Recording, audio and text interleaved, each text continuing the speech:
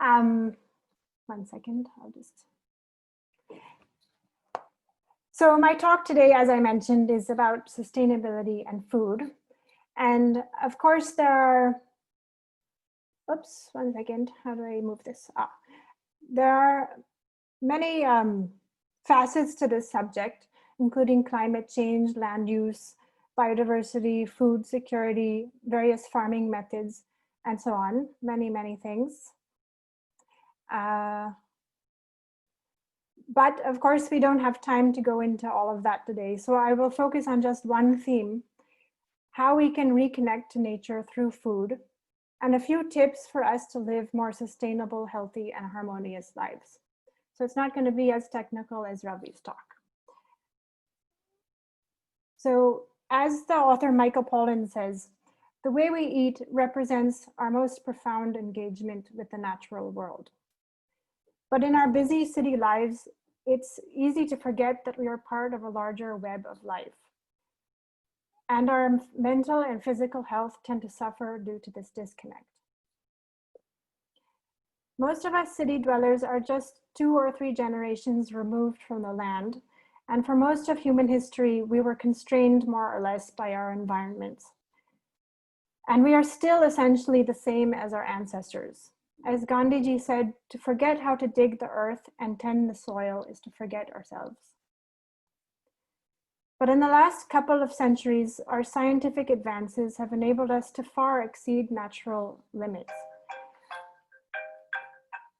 We have more scientific understanding of the natural world than ever before, but we have generally become narrow specialists, and we have lost some of the humility and wonder that the interconnected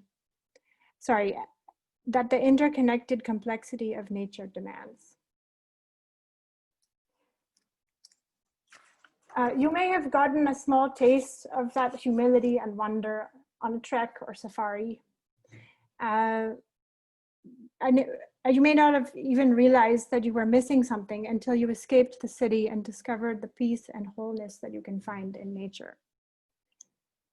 Sorry, my cursor thing doesn't seem to be working. But if you're lucky, you may find this in the city too.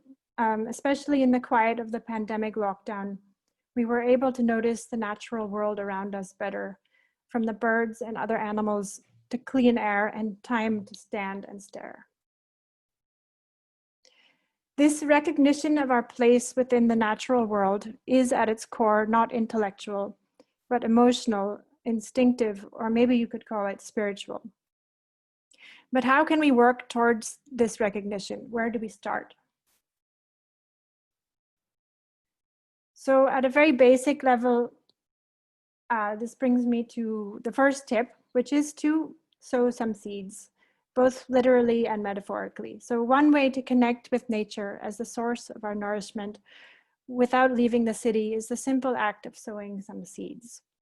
You can start with a few pots of herbs or a chili plant in a sunny window, and then as you learn and gain confidence, you can expand your urban farming efforts, as you may call them, by growing leafy greens on your balcony, building a kitchen garden on your terrace or rooftop, or creating or joining a community garden. And if you really get into it, you can even try moving to the country and becoming a farmer. By caring for your plants, you can learn in microcosm how we depend on the soil, water, and sun's energy for our food. You will see the miracle of life emerging from seeds, and you will realize how the forces of nature, weather, climate, pests, and so on, affect your success or failure. You will have to be patient and let life unfold in its own time.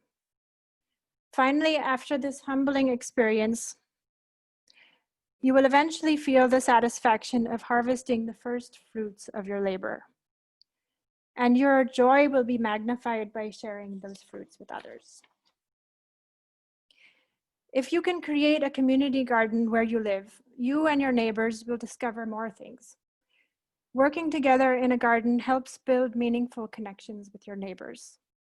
Adults and children of all ages experience hands-on learning about gardening, food, and ecology. And children will have opportunities to develop confidence in their skills and take leadership roles. Using the compost that you can make in your building to grow fruits and veggies closes the loop, as Manisha will discuss. And your garden will contribute to the beauty and biodiversity of your area by, for example, creating a habitat for pollinators like this wasp here. And of course, there's the convenience of having herbs and medicinal plants available for picking whenever you need them. When they're grown organically and consumed soon after harvesting, they are more nutritious and have better flavor. And the experience of growing your own veggies can also improve food habits and preferences. For example, children are more willing to try vegetables that they grow themselves. Finally, you get mental and physical health benefits from gardening. And this is my second tip, which is to try to shop sustainably. So I know that it's difficult to go against convenient but unsustainable systems. And it is often difficult to get clear information about the products that we buy. But you can start with a few things. So one is planning your shopping and cooking to reduce waste. So approximately 40% of all food grown in India is wasted, mostly during production and transport. And for higher income groups within India and in other higher income countries, approximately 30% of food is wasted, mainly by consumers. Another sustainable practice is to buy local and seasonal produce, for example, from farmers markets. And in general, it is best to avoid produce that has been imported from far away. And a very important point about shopping sustainably is to buy less or no meat or dairy. That's because the meat and dairy industries are big contributors to climate change and other environmental problems. So it's not just through CO2 emissions, but also methane emissions, land use, water use, and so on.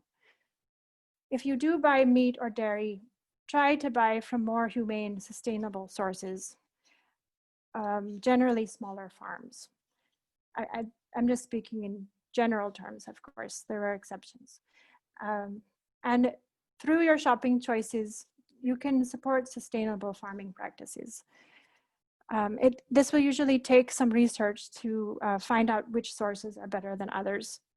And over the years, I've discovered a few in Mumbai, such as the Farmer Online, the Bandra Farmers Market, the Farmer's Store, and I'm sure there are many more. But of course, when you're researching, be aware of greenwashing, which is companies pretending to be sustainable for marketing purposes. And to go a step further, you can demand better practices from the companies that you buy from and get engaged in your community and political discussions about food and agricultural policies. And last but not least, the easiest tip of all is remember to bring your own bags. And finally, I'd like to end on a happy note, which is to remember to celebrate life through food. It is healthier to slow down and appreciate your food, to practice mindful eating and cooking and shopping. This way we can remember the human and natural systems that brought the food to your plate. And in this troubled world, it is good and healthy to find comfort in small things.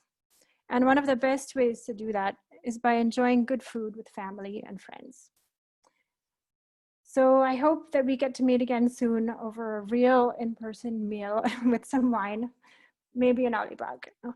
And then to just sort of give you a taste of the book club ideas, here are some things that you might like to look at to learn more about the subject of food and nature and sustainability.